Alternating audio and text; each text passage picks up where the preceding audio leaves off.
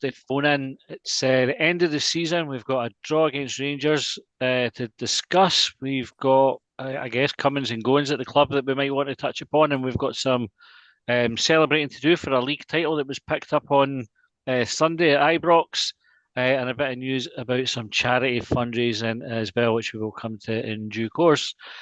Jeff, I will start with you tonight. What do you want to kick off with? Just to say what a fantastic season, and I listened to your highlights. Was it on Extra Time on Long Bangers? Everybody's highlights from Extra Time. It was, yeah. Good episode that I thought. Do say so myself. I mean, I'm not the mental health side of following a football team should not matter, should it? But it clearly does when we're going through that bad one. We're having to listen. I mean, not having to listen, but as my dog walk routine was Monday Long Bangers, Tuesday Down the Slope. Bite my, clench my fist and listen to the Terrace one, and it was just awful. You just come out and think, fuck me. Just let's have a normal season, please. Anyway, the point I was going to make was that it's just such a relief, and it's joyous listening to the podcasts. Whether they're good or bad or whatever. The fact the team are winning or drawing on Saturday, and then it kind of felt like a win. Especially when the goal that never was, and the whinging and the statements from a certain club out west. What a set of bangers! No, not bangers. But what a set of weapons they are! Just the fan base, the booing, or the singing of the sectarian songs when we're paying our respects to Tom Farmer. I don't think there's another club, certainly in Scotland, that would have done that. Apart from incredible. Not even Hearts would have done that. And then, we've got a bit of history with them and Wallace Mercer. It's just disgraceful. And I just wish somebody at the club would call it out, and the SFA, and say, look, it's about time, get your house in order. It's never going to happen. Anyway, so the point I was making was, it was nice listening to all the pods this week, just like the Extra Time, the normal one, Down the Slope, even the Terrace was a bit meh. They didn't really talk about the Hibs game, just the goal that never was. But there you go. And that's the important thing. The thing that affected Rangers. That's the important thing about everything that happened at the weekend, of course. Yeah. I really enjoyed it. So what we did for people who don't subscribe, who are watching or listening on, I think it was Saturday or Sunday, maybe even Monday, we put a wee message on our Patreon to say, give us your season highlights and we'll talk about them on Extra Time. So we didn't know what we were going to get.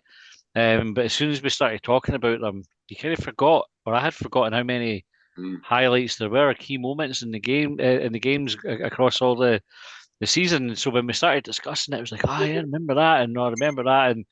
And it's hard to pinpoint like a sort of one or two key highlights. There were actually ended up with so many, and I can't remember the last time we had a season like that, Jeff. It was crazy. Yeah. Well, it goes hand in hand with player of the season. There were so many candidates.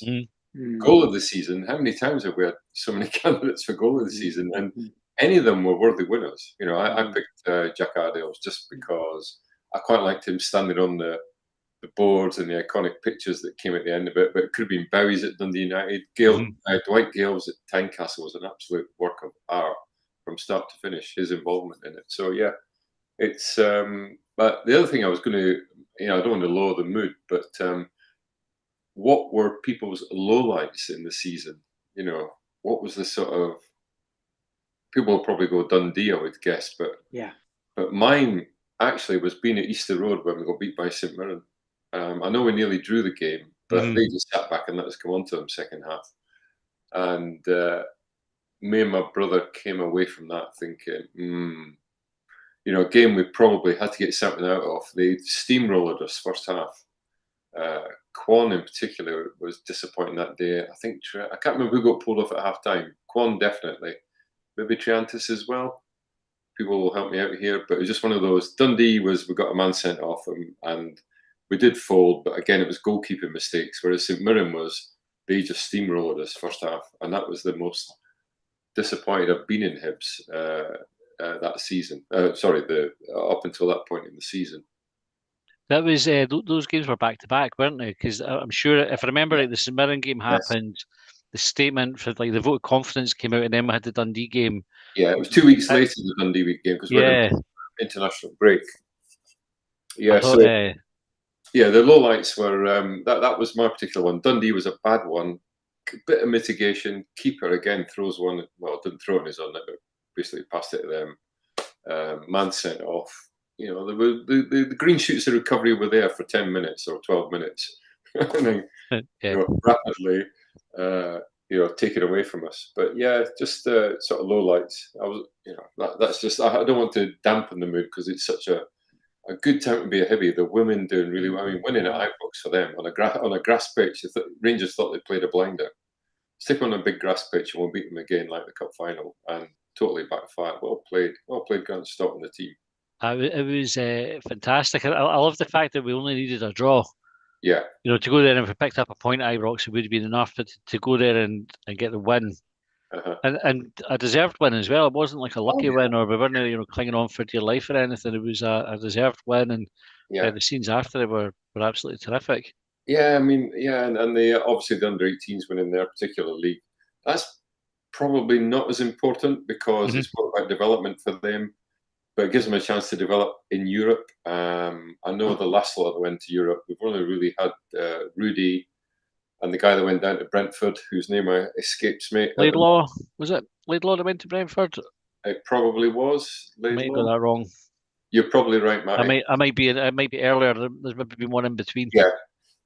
Those two, there's one or two others out on loan who might come back. McIntyre, not Oscar, his brother Jacob is very highly rated, and I hope to see him along with Rudy being part of the squad next year.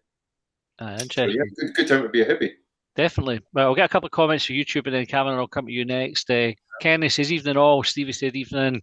The highlight show was excellent. Thank you, Stevie. He says, "I'm 100% long baggers. Don't watch the rest." He said, "Ban the Sevies next season. Refuse them tickets." I actually think Hibs would gain a lot of favour with our fans if they reduced Rangers' allocation further. And just did it each time. Yeah. Each time the nonsense happened, they just kind of cut a little bit off until eventually you end up with either they get the message and behave, or they end up with no tickets. Steve says the lack of performance in the cup at Celtic is my low point. We were awful. And Ian said the fact we scored a minute after the non-goal makes it so much sweeter. Ronnie says hi guys, and Ian says his low was also the cup game at Parkhead. Ian says they can't stop greeting about things that have gone against them. Comedy gold. The Rangers, I mean, it's like an illness. Like as soon as they get something that goes against them, you never hear the fucking end of it. Anyway, Cameron, you were at Ibrox on Sunday. How did you get there?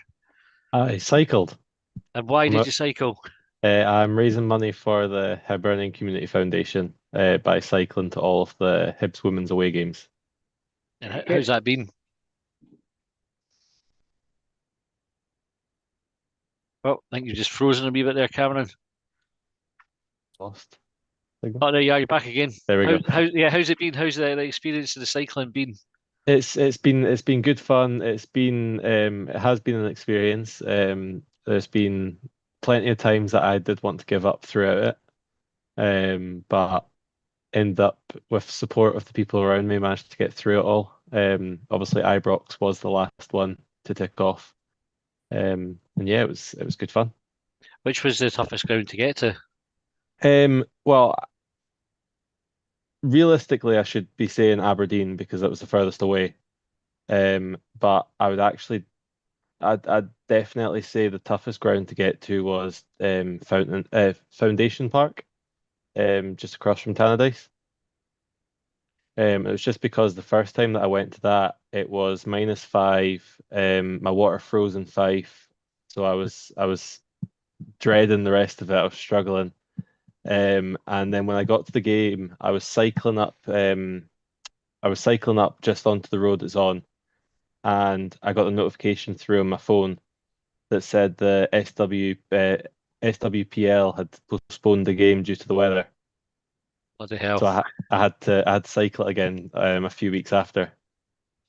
I'm sure folk would understood if you just used your first attempt for it. Like that would have been all right, surely. I know, but then I wasn't cycling to the game. I was cycling just Suppose. to a random stadium. And what prompted you to do it? Like, where did the idea come from? Um, I was just kind of wanting to get back into cycling. And I'd also the season before I'd started going to quite a few of the women's games, and I thought, you know what, this is quite a good idea. Why don't I go to the women's games, but on my bike? And at the same time, I can raise some money for it. I'd been doing a lot of work with the community foundation. I'd done the lunch clubs. I'd helped out on other projects, and yeah, it was just felt right. It's brilliant to hear that you're going to get involved with the community foundation again. If you go back to that original involvement, what prompted you to get involved with that kind of stuff? I had some spare time. I was at uni, I was working, but then there was also a little bit extra time where most of my mates were busy doing other stuff. So I thought, why not? I'd seen them advertising that they were looking for volunteers, and I signed up. Good for you. And how's the season been following the women? Obviously, a successful one for the team. Good. I don't. At the start of the season, I don't think I would have thought that we would have been sitting above um, Rangers and Celtic. I mean, the first couple of games we did really well, but even then, it was felt like it was just going to be a few games, and then we'd go back to fourth, third, definitely above Hearts, but maybe not above them too, the other three teams. Mhm. And then it just continued. We just continued to beat them and draw against them. And I think it was the first game of the split when we got to when we got put into first. Um, that was when you kind of realized, oh shit, this actually could be that they could actually Mhm. win the league this season. And what are your highlights? So we're talking about the highlights for the men's team. What are the highlights for the women's team? I definitely think that Glasgow City game, massive highlights. I mean the moment we scored and then the full time whistle at the end of the game, that was something else. Because obviously that was at Petershill Park, so that was one of the away games. I'd cycled to that one, Mhm. and just that feeling, knowing that, oh, we're at the top of the league now. Admittedly, we obviously, because it's in the women's league, they play home and away again, Mhm. so it's a lot more split fixtures. So it really could have gone anywhere from that point. But that was my biggest highlight by far of the well, except winning it. But Yeah. And did you have to cycle home again, or no, did somebody get you a no, lift home? I've my girlfriend's been giving me a lift home from a lot of the games, and then other ones, if there's a train still on, I've been jumping on them. I most of the time after the games, I can't actually get back on the bike. I can Um, understand that. yeah, it's a bit difficult to get on it. The I did cycle home on Sunday because I live in Glasgow, so it was an easy cycle home. Fair enough. Um, we got a couple of folk saying well done on YouTube. So Stevie said, "Good lad, Yes. Cameron," and asked if you had some arse blisters. I don't know if you need to go into the details there, but did your backside survive relatively untarnished? It did. The first couple cycles, it was painful getting back on the seat. But after you got used to it, I was absolutely fine for the rest of the challenge. Good stuff. Your arse like a rhino's skin now. Then I take it like Yeah. uh, Jeff. You put your hand up. You want to jump in? Yeah, just for Cameron. Cameron, what sort of bike were you using? A specialized gravel bike. Gravel bike, okay. Yeah. So I knew that most of my routes were following the national cycle routes, and most of that is tarmacked. Yeah, But there was bits around Fife that were just gravel, yeah. and I'm so That's glad. nice. I'm They're a bit so back up there. yeah. I'm so glad that I Yeah. I got a gravel bike and over a road bike because I would have struggled. Okay, yeah. Just interested that, yeah, well done you. That I mean, I'm a cyclist and that's some achievement. Well done. I was on Sky getting interviewed by them at the final game just there, and they got me to cycle down into Ibrox, and it was what an experience doing that was. But what I don't think many people would have noticed is as I was coming to the guy that was interviewing me, I had to jump off my bike quite quickly because my front brake for the last 2 cycles hasn't been working. Jeez. And it is a slope going into Ibrox, so I was going at a good wee speed. Well done. Anyway, yeah, impressed. Cheers. Chapeau. There is a bike inside Ibrox, isn't there? Like, you could have showed the brakes off for that one, I'm sure. Like they have it in their dressing room, the trophy cabinet or something, in place of actual trophies these days. Yeah. John said, "Evening all, congrats to Cameron on a great endeavour." Stevie said, "Superb stuff, Cameron. You should be hugely proud of yourself, mate." Donna said, "Great effort, Cameron." And John says, "A highlight for me has to be the sheer volume of Huntiers produced this season." Cameron, before we move on, did you get to the men's games as well, or not Yeah, so much? yeah.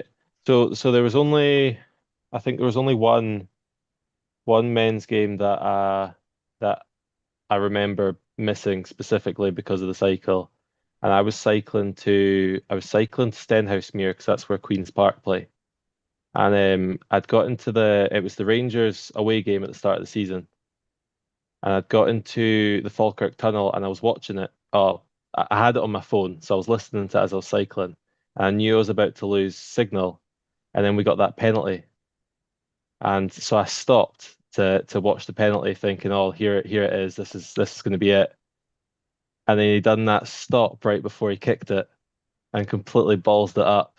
And that's probably one of the most rememberable parts of the men's season for me, stopping before the Falkirk Tunnel to watch a penalty that just wasn't. Just launching the bike at the Kelpies in frustration. Yeah, I felt like it. I felt like it.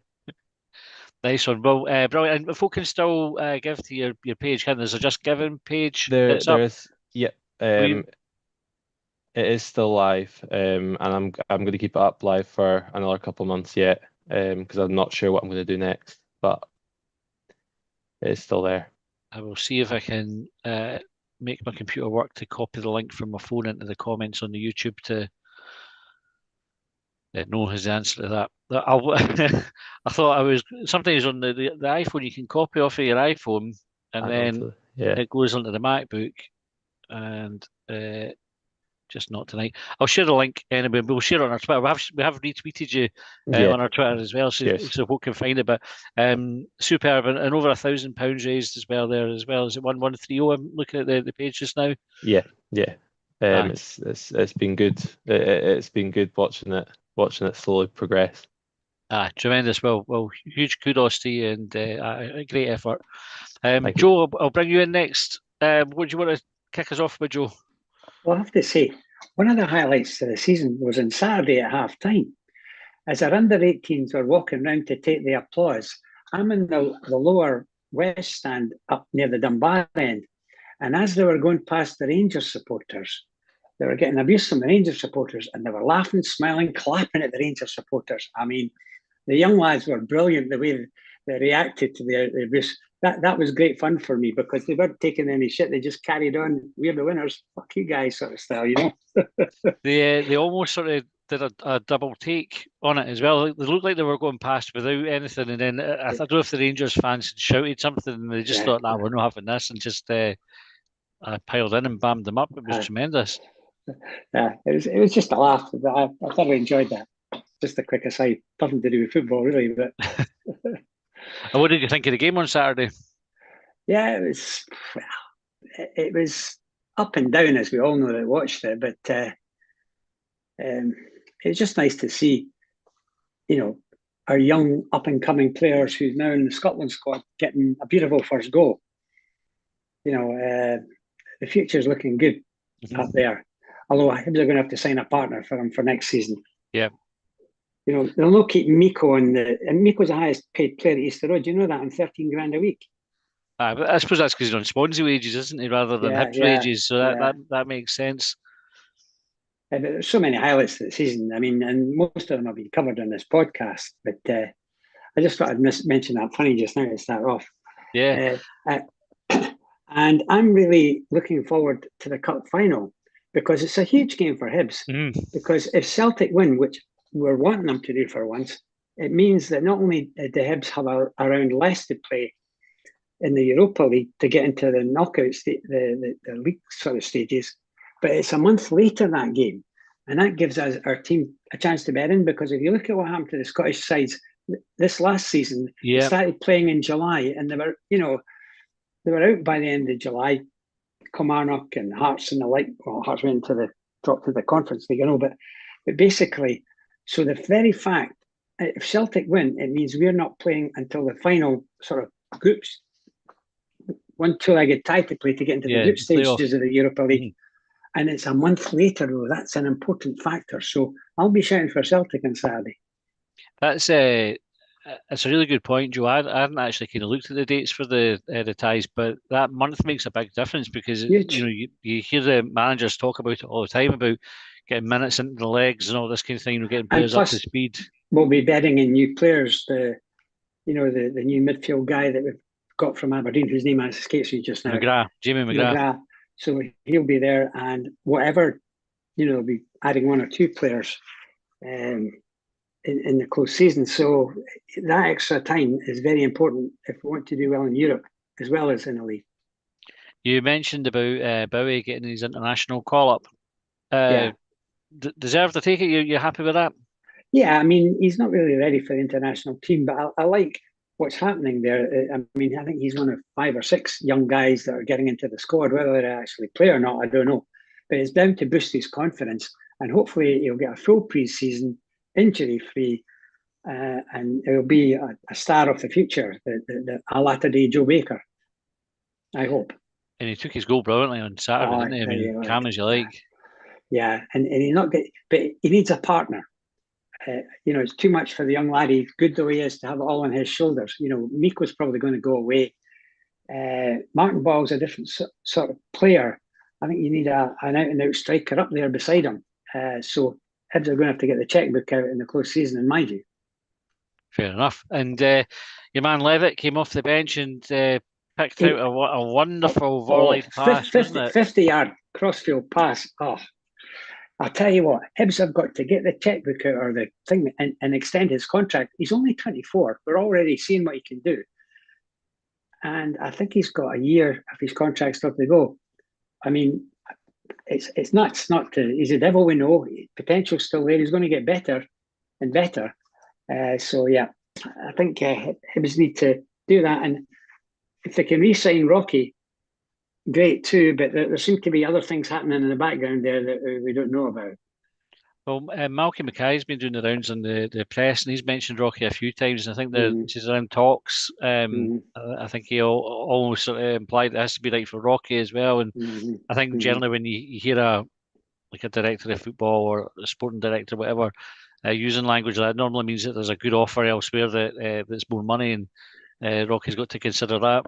Again, if Celtic win the cup, as they probably will on Saturday, and we've only got that one round to play to get into the group stages of the Europa League, that just might be enough to bring him over the line. I hope so, anyway, because he's developed out of sight in the last 4 or 5 months.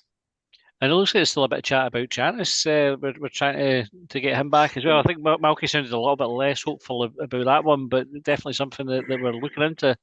I think that's wishful thinking. I don't think we could afford him for a start, but I mean, mind you, we were prepared to pay $1 million or whatever it was for Luke McCowan at the start of the season. Would he cost much more than that? Not sure. But that would be terrific. But if we don't sign Triantis, we're going to have to sign another midfield player, in my view. Somebody to play alongside Levitt. Yeah, exactly. Aye. Exactly. And also we need more depth in the squad if we're going to be playing European games on a Thursday and then playing on a Sunday again. 100%. Joe, I'm interested to get your view on this. Right? There's a really good thread on Hibsnet about the Gordon family and actually for once giving them a bit of credit for the shape of the club at the moment. And the conversation goes on to like the match day experience, etc. So when Ron Gordon came in and started talking about the match day experience, loads of folks sort of sneered at the expression and kind of, I'm not bothered about the match day experience. I just want to see a winning team, and that was the be all and end all. But going into Easter Road on Saturday, the place looked brilliant. You had the Block 7 getting everybody wearing green, so the place looked great. The sun's shining, the atmosphere and everything was great because we had a good team to watch. The game itself was brilliant fun. And then you kind of leave in the ground, you find out that Aberdeen have been beaten, they finish in fifth, so that's a good giggle as well. Mm. You've obviously been going to watch Hibs for a long time. How does the match experience shape up now compared to days gone by for you? Oh well, it's different. I mean, I remember going there when I had the old ground. I mean, my first Hibs game was in 1961. Even before your dad went, I think, Matty. Mm-hmm. The 15-1 game against People's Rovers on the 9th of February 1961. That was my first Hibs game. And, there was a lot of chat about, Turnbull's Tornadoes being the best team. It was Chuck talked in a previous podcast in the last week or so. That team in the early 60s had a lot of great players, and they were Scottish internationalists, but we never had the defence. We had a lot of great players. Neil Martin, to name but one, Peter Cormack. Mm. I could go on and on. Willie Hamilton, great times, but we never had a defence to match up, so that's how we never won anything. So Turnbull's Tornadoes had a better defence 10 years later. So I'm just sharing some old thoughts as probably the oldest long banger. Nice one. Okay, thanks, Joe. I'm going to bring Stephen in next. Stephen, how are you doing? I'm good, Matty. Thank you. Sad the season's ended, but a lot to look forward to. So, yeah, recharge and go again, as they say. Aye, I'm sad the season's finished. It's funny, yesterday I was in the office and I was getting a wee chicken salad bowl for the canteen, and the guy serving it, he says, "How you doing?" I says, "All right." He says, "I'm a good Hibby." I was like, "Aye." And then that's what we talked about next, was being a bit sad that the season had finished. And I'm gutted it's over. Like, kind of looking at the cup final and going, right, somebody's put on the chat that we're all going to be Celtic fans for an hour. Kenny says that we'll all be Celtic fans for a couple of hours. And it feels, obviously that feels wrong, but just like kind of looking at other football games and not having the same investment in it, it's not the same, is it? No, it's a strange one Saturday, because I watched the highlights and Celtic didn't look quite at the pace against St Mirren. I appreciate it was title day and flag day and trophy day, so that they can maybe be excused for that. But to be fair, St Mirren have been playing well since the split, so it's maybe not that much of a surprise. But Aberdeen, since they won the World Cup against us a few weeks ago, their form's just fallen off the edge of a fucking cliff. They're an absolute mess just now. So if it goes to form, which we're all hoping it does, Aberdeen could take another absolute hiding like they did in the League Cup, and hopefully it's put to bed quite early. I remember a couple of years back, we needed Celtic to beat Inverness to get in via fifth. Yeah. Which probably kept Johnson in a job to the following August. But I remember that, and Inverness gave Celtic quite a good game that day. So I'm hoping it's a lot smoother sailing for Celtic on Saturday. Fingers crossed, anyway. Did Inverness not get away with like a really blatant handball in that game? Is that one? No, that was the semi-final when Inverness. Was it the semi? Yeah, if you're talking about omens and the trophies pretty much got their name written in it. It was that day when, what you say, it was Meekins, I think, basically caught it on the line, didn't he, and threw it away, and somehow didn't give it. If that was, imagine the statement from Celtic if VAR was around then. But no, it was. I think, was it not Mackay that was on loan from us at the time? He made it 2-1 with about, I want to say 15-20 to go, and then I think Jota got a goal maybe 5 minutes to go, and that really sealed it. But I think we're all just hoping that Celtic do us a favour on Saturday and we get a real tangible reward for what ended up being a fantastic league campaign from us. And going back to Saturday, what did you think of that game? I think Joe summed up quite well, but for me, it kind of encapsulated the season. A poor start with unforced errors that led to us falling behind. But credit to Jordan Smith. I didn't realise until watching the highlights just how many chances Rangers actually created. I didn't think watching the game in person that it felt that one-sided, but in terms of chances and stats, it clearly was. But credit to Jordan Smith. Jordan Smith, after they made that mistake from the first goal, I thought he was composed thereafter. I don't really think he missed a pass thereafter, and some of the saves actually were fantastic. So, yeah, we came back into the game, played some nice stuff. The pitch was looking great, and I actually thought that benefited us. We played a lot of really nice football, and if you look at both goals start from our own box. Pretty much, we pass through the thirds, and yeah, the first goal was a brilliant spot from Cadden. How he was allowed to run on a post for about 50 yards is completely confusing, to be honest.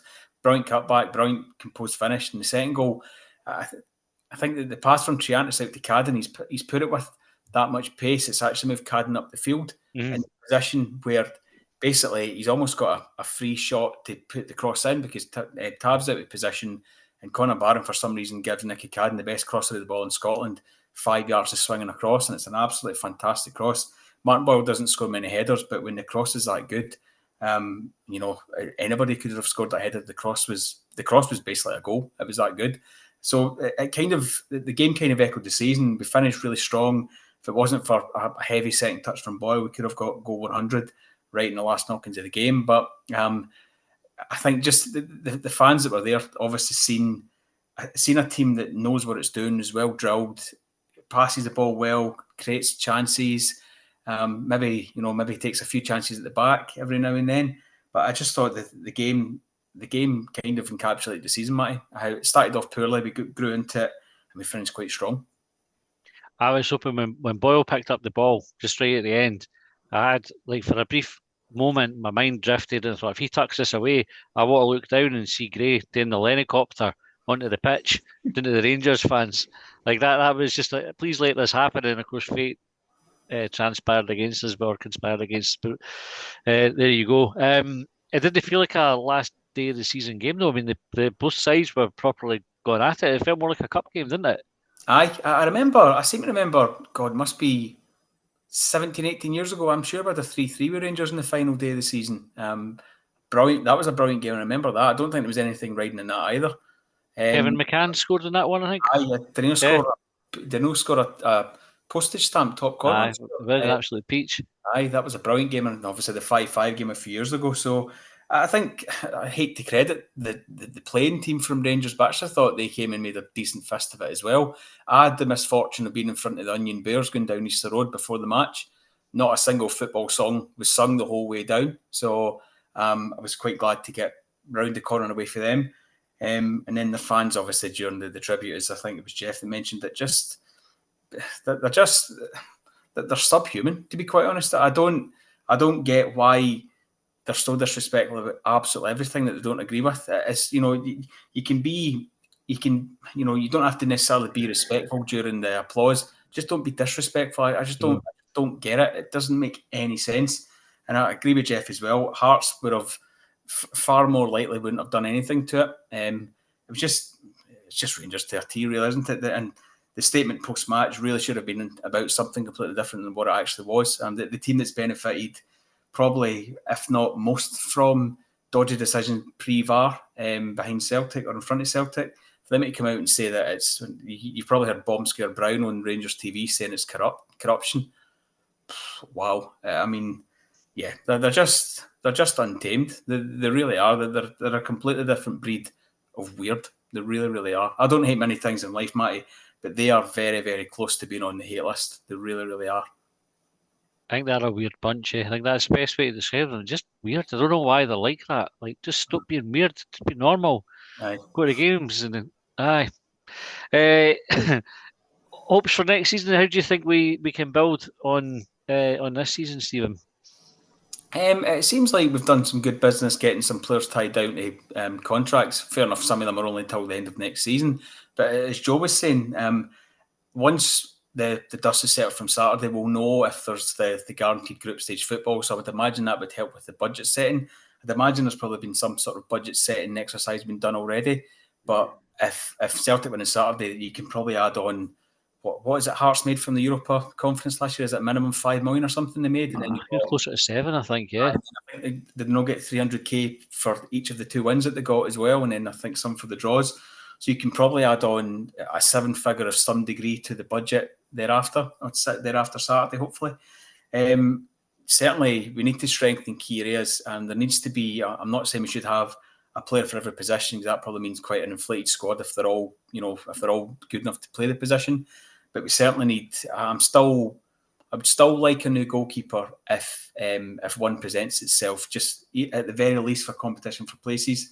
I think it was. I can't remember if it was the Ramble or Down the Slope did a show on Monday or Tuesday where they went through the I think what's likely to be the retain list, and I think it was down the slope did that, yeah. That was good, and I thought the guys spoke a lot of sense in that. It's funny that throughout the season, or at the start of the season, it was billed as a transition season, leading off to almost a completely unrecognisable squad next year. But we're now probably looking to retain quite a lot of the squad, so it's a bit of a strange one. So I think once David Gray has the budget, I would imagine there'll be a lot more communication with Black Knights in terms of what's maybe available from that wider player pool. And I would imagine David Gray and Malcolm Mackay have targets in mind. Obviously, McGrath's coming in. I think he's nearly scored an absolute brown goal up at Tannadice on Saturday. I think he's looking like once he's fit, he'll be a fantastic signing. So, yeah, we definitely need bodies through the door, but it's a risk on. Hearts seem to fill their squad with quite a lot of talent, and it really didn't work last year. So I'm not entirely sure exactly what the best formula will be to try and go next season, Matt, if we get group stage football. I think it's an interesting because we've done what Hearts did before, which is kind of looking at players like Jan Danda and stuff. The teams, like the smaller teams in inverted commas, try to pick up a gem there. But I think it's quite rare that they actually work out. Like I'm much more confident in us signing McGrath for Aberdeen, who's coming from like a similarly sized team, than I would be if we were going to pick up somebody for like St Johnstone or Dundee, for example, or Hearts. I'm talking about like the smaller teams, where you're not quite sure how they'll work out, and our experience of it hasn't been brilliant. So what I'm hoping is that we spend money on a few players, but a lot of money on good ones rather than try to spread the money thinly, and see how it goes. Thanks, Stephen. I'm going to bring Mikey in next. Mikey, how's it going? Hi, good. Was about the game on Saturday, talking about season highs. I think that's my new season high, is scoring for the ball being in our net. You know what I mean? No team's ever done that, and we've that's another kind of pioneers. You know what I mean? First score for your own net. You know what I mean? I wasn't at the game. I watched it. I missed the first wee bit of it, so I missed their goal. And then watched it, and I remember on the camera it still didn't look in, and I kind of think it was a foul on Rocky anyway. But then I was almost saying to my partner, I was like, we can't score yet. We need to like wait before we score, because we're going to score and then they're going to chop it off and give them a goal. It's going to be mental. But then we got there. I'm surprised we got it. But unbelievable, eh? And we've talked about career lows. I would get to the penalty in Rangers as well. That was one of the worst penalties. I'm not a big fan of Cookie, but I didn't mind. I mean, I wouldn't be opposed to trying to look in to get him back next season. But that penalty was awful and kind of showed how this kind of first half of his season did go away. And then the women's, I don't know if many's watched it, but it was again, it was a bit nervy game, but a bit like a cup final as well. That game, it was kind of like nobody really caring about the middle of the park. Both teams just trying to kind of defend well and try and go up the pitch and score. And the goal was superb to win it. Like, I was just a bit upset that two of the strikers, Adams and is it McGovern, didn't they get one? I think between the two of them, they've got nearly 60 goals between them. It's impressive, isn't it? It's really impressive. Yeah, I think Ellie Adams kind of plays off the right as well. She's not really like a main striker, so for her to get in the 20 pluses is kind of, I think they two are kind of the ones that dragged us up to win that title. But I think that is a good team. Papadopoulos at the left back, is it Papadopoulos or something like that? I think she's a great player. And then in the middle, Mickey is a great player too. So I'm really happy for the lassies to kind of go back to where we were.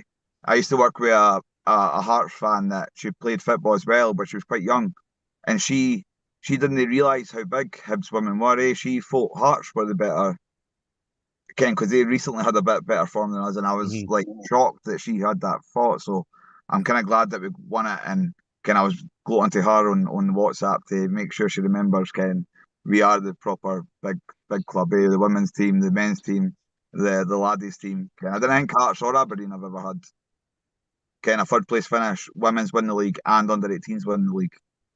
It's quite an impressive clean sweep, isn't it? Like, and I know, like, we're counting third as an achievement there, but I think that's fair when you know Rangers or Celtic. I think it's fair to say like third is an achievement. what do you put that down to, Mikey? Like, why has it this season turned out the way that it has? I think obviously it's hard to tell, eh? Like you don't know how much Malky's actually done. I ken Ben took a lot of credit for it, but Ben maybe has got some credit for it. You never know. But I think David Gray I ken it gets used all the time, but having folk in that know what it's about, you know what I mean? I think that does help, eh? And again, we've always had a good laddies team, eh? We've always been challenging, and we've always had a good women's team. So I think that kind of takes care of itself. It's just Ken making sure that the men actually keep up to the standards of the rest of the club. But again, talk about third biggest club. Ken, the club's not just the men's team; the club's the whole. And again, I didn't think any other team outside Old Firm's done that. Probably. I mean, Glasgow City didn't have a men's team, so they've definitely not done it. You know what I mean? It's huge. I know the club brought everybody into the training centre, didn't they, this season, like to bring the women's team and the men's team all at the same location for the training stuff. And I think when you're looking at developing cultures and things like that sort of thing definitely can help. And that's one of the things that I've noticed through the men's team and the women's team is everybody seems to be properly playing for the badge. And it's not always you can say that about a football team. Eh? Like you sometimes look at a group of players and they look like they're going through the motions, but we look like we've got players that are proper Hibs players, if you like, Mikey. Can't remember her name now, but she was a centre back and she's now on the coaching staff, and she's like Mrs. Hibs. Joelle Murray. Yeah, she was saying about it after they won the title about like Ken, that was a big part of Ron. Ken, that was his vision, bringing the club together and that, and like she kind of dedicated to Ron in that, and that Ken. I was glad of that because he's I don't know how much it was of him, but he's been was the owner. This was his vision, and the club's finally achieved it with him being there. And it is he wasn't really thought about, especially with Farmer passing as well. You know what I mean? Like, so I was kind of glad she done that and highlighted that because like you say, it's massive, for all the teams to be achieving and that, and just hopefully it continues. I am worried for next season because it is kind of inevitable. You know what I mean? The team that finishes third very rarely gets third again.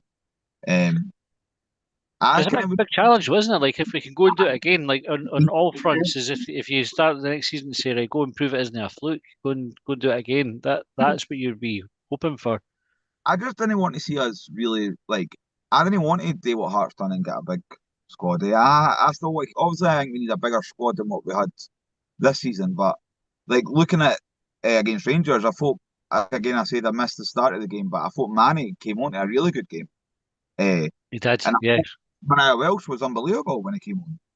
I feel like I remember him running up the middle of that pitch like loads of times, just striding up it and laying it off, creating attacks in that. So I think midfield with McGrath coming in as well, I feel like we're pretty set.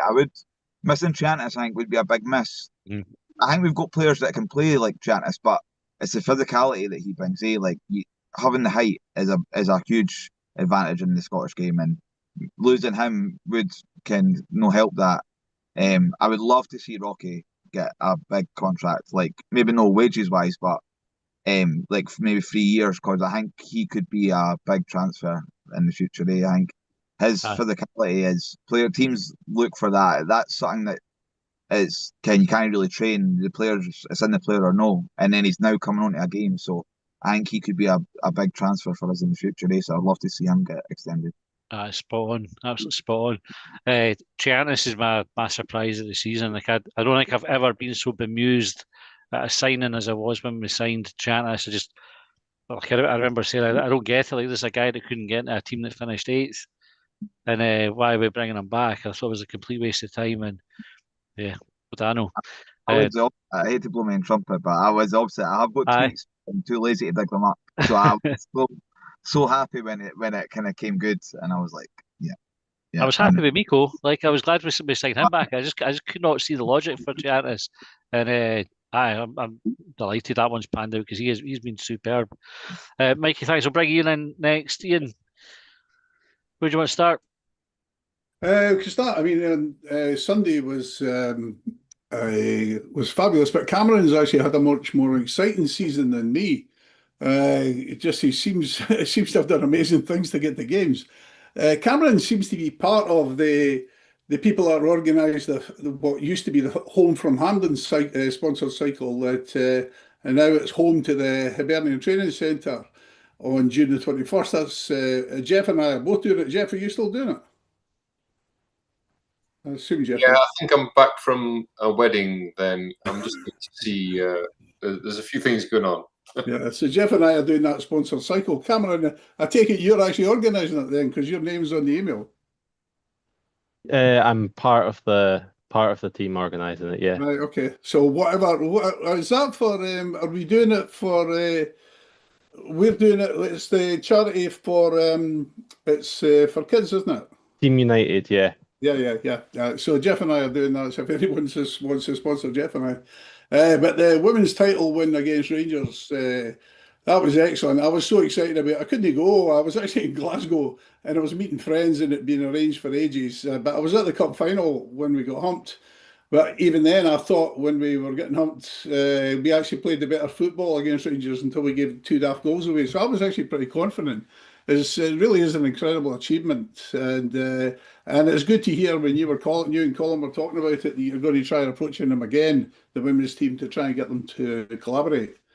And it's a real pity we didn't have an organised celebration, for them winning the league. Imagine if that had been the men's team. But so I hope you do it at the Rock Session game, something like that. I hope we get the chance to get the league winners, and to parade the trophy. But as far as the game's concerned, the men's game, in fact, you covered pretty much both games on the Sunday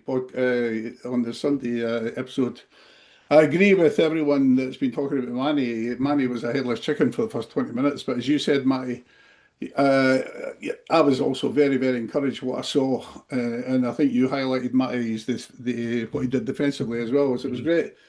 It was good, obviously, to start Hora. He's been very good, but starting Manny was a risk against what I agree was a very good Rangers team. But I think David Gray was right to do it, and I think it paid off. But as I said last week, I would prefer taking more risks, and I wish we'd started, Bursick, Josh, Marvin, Nathan, Ellie, and Dwight Gale. Dwight Gale from the start, obviously, because it was his last game. But I don't think Bursick would have made any worse a mistake than Jordan Smith made for their first goal. I think if Dwight had played from the start because it was his last game, then he could have come off and got a big round of applause. I realise he did anyway. But the match was very entertaining, but I think it would have been much more so with the likes of Ellie. We wouldn't necessarily have won, of course, but it would have been more entertaining. But like everybody else, when I saw Boyle through on goal, I assumed he was going to score the third. So it was a very enjoyable day, and it was actually, just like everyone said, it was the end of the most enjoyable season I remember anyway. I had a look back while other people were talking, but I've missed 4 games this year, including, believe it or not, 3 against Celtic because I was on holiday. But the main highlight has been watching the individual players and the coaches improving. So that's been great, just watching individual players. Individual games, Rangers at Ibrox, because I've been there so many times where we assumed that Rangers would just overpower us. Usually Tavernier scoring from outside the box. But this time I didn't feel like it. I didn't feel it at all. I was actually confident that Ibrox. The other highlight was obviously meeting you and your dad and Josh on Saturday after the match. That was a highlight. But loads of lowlights. I was very happy to meet the other John at Kelty Hearts, but then we had to watch us lose. Kelly, I look back, Kelly scored an extra time to draw. Ross County's nothing each. Terrible. United goals. Dundee United scoring 2 goals in extra time for us to lose 3-2.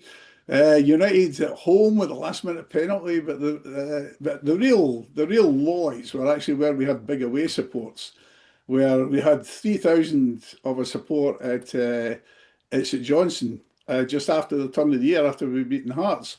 And then, of course, at Celtic, where we had 7,000 and we were just rubbish, So, but it's been a fantastic season, very, very enjoyable. And I heard the next season, I heard the Down the Slope show too that you're talking about. But the mistake that they made was naming starters because they were really struggling. Whereas David Gray always focuses on the match day squad being all used. So what we should be looking at is instead of starters, we should be looking at who would we have in the match day squad. So I heard them talking, but I would definitely give Murray Johnson a go at the start of the season before we buy another goalkeeper. And I realise it's a very busy position for us just now. But Kanayo Megwa, I think we have to give him a shot at the same time as we give Murray Johnson a shot. But I think the main thing for next season is stop talking about Hearts. We have to benchmark on Celtic and judge our season against them. So we have to be aiming higher than we did this season. Well, definitely higher than 7th. Undoubtedly, right behind you in that one. We can't be aiming down the way. Yeah. You mentioned the improvement in the players and the coaching. You've talked about it all the way through the season. In particular, the development journey, if you like, that David Gray's been on. In terms of player, if you pick a couple of players that have sort of grown over the course of the season, who stands out for you? Probably like everybody else, Jack Iredale, Lewis Miller, but I've always thought Miller was fabulous. Rocky, I think Rocky was always that good, but so in terms of improvement, in terms of individual improvement, I think it probably has to be Rocky because he's removed aspects of his game that didn't work. So whoever's coaching him, and I know I've made the point before, but I really think that him being in the DRC international squad and playing with much better players, I think that's been a big influence on him. But whoever's coaching Rocky individually and managed to stop him doing these things, although there was a bouncing ball on Saturday that he should have probably cleared. But Ardale's been tremendous. I mean, I loved Marvin Patel when he came in. He's just got hurt, but the squad's been so good. Players have been playing so well. I've been disappointed to not see as much of Josh Campbell because I think he's great. Obviously, Nicky Cadden came in as a ready-made player, so that none of us expected. I certainly didn't. Levitt is I love players like Levitt, and but it's been great watching. There's so many of them that have improved. It's funny because David Gray was asked the same question. He struggled. He started naming people, and he said, "I've got to stop naming people." Because I end up inadvertently annoying somebody that gets missed out because there's so many. Yeah. I think the international point that you mentioned about Rocky is a key one as well, and probably one of the selling points for Hibs at the moment, Ian, is they can look at Rocky getting the call up. We've got the Australian players. Well, Channis might get called up for Greece now as well. They've picked them for their squad. Bowie getting into the Scotland squad. Yeah. Obita getting away with who did he get picked for? I forgot which. Uganda. Who is it? Sorry, Uganda. Thank you. Totally lost who he'd Marat versus with Guyana, isn't he? Yeah. So I mean, getting international representation must be great for your individual self-confidence. I would obviously like to see Dylan Levitt get called up by Wales, even into the squad, and getting the two women into the Scotland squad as well as tremendous. So yeah, you're right. It's great for an individual to get any sort of representation. I saw that when I was coaching. When I was coaching, I managed to get 3 players it was into the New Jersey select team, even our county team, Middlesex County as it was. Whenever anybody called up for that, it was great. So it was a big deal. And certainly when I was playing rugby, we had one of our players, our captain Butch, he got called up to the Edinburgh District Union team, and that was again a big thing for both the club and for him. So it's great, and I think that's really helped the players develop individually. Yeah, and a great selling point for trying to attract players as well. If you have players that have aspirations to get the international teams, and knowing that they get that platform, it helps. Thanks very much, Ian. John, last but not least. Good evening. I'm just sitting here trying. Every time I see the Cadden ball in the first half, the Boyle and the volley, every time I think he's going to put it in, and that's whilst there was lots going on Saturday, that's the it could have been moment at the end. Yeah, okay, doesn't decide to control it with his right, hit it with his left, but if he'd been on the perfect hat trick at that point, having got the right footer in the header, maybe he'd have hit it with his left. But no, guys have made the points earlier. Hibs have to turn around and give Rangers 400 tickets for their games next season and tell them that's what they're getting. And when they go to the media and put the big furore out, Hibs are really, really clear. that if you sing about being up to your knees in Fenian blood when we're doing a eulogy for our owner, and you do it twice, that's consequences because we're a family club and that's not acceptable. Because that's how you do it. The media won't be interested, but what you do is you scud Rangers hard, you make them bring the media into it, and then you hit them with it and you say, yeah, but you don't speak about that stuff, do you? That's how Hibs deal with that side of it. I don't think they will. But to me, that's what Hibs should do. I'm disappointed the journey's over. I mean, I did a bit of, Colin had mentioned that he was looking back. I'd look back at what I was saying after the St Mirren game and after the Dundee game. Boy, I was a miserable game. I mean, I was looking at, clearly we're bottom of the league, 8 points out of 12. Talking about golden quadrants, we had Black Knights ripping us to bits. We had screwing up in the summer. We couldn't give people tickets for dinners at the end of the previous season. All these sort of things would go badly wrong. And since then, we've had a fabulous journey. And it feels as if it's been brilliant. But we only scored 58 points.